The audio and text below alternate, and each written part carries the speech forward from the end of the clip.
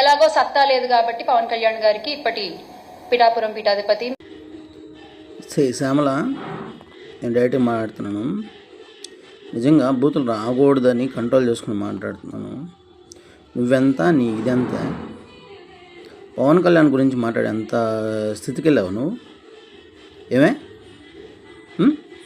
ఇప్పుడు పవన్ కళ్యాణ్ అనేవాడు సినిమాలు తీసుకునే కొన్ని కోట్లకు వస్తుంది డబ్బు. ఆయన చేస్తే ఒక సినిమాకి కోట్లకు వస్తుంది. నువ్వెంత చెప్పు? నీ అధికారం ఎంత? 6 కోట్లు ఫ్లడ్ వస్తే ప్రజలకు ఇచ్చాడు. మీ నాయకుడు కానీ నువ్వు కానీ ₹1 ఖర్చు పెట్టారా? మీకు ఎందుకే మాటలు? మళ్ళా నువ్వు ఒక బజార్ దానివి, నీకు మాటలు కావాలా?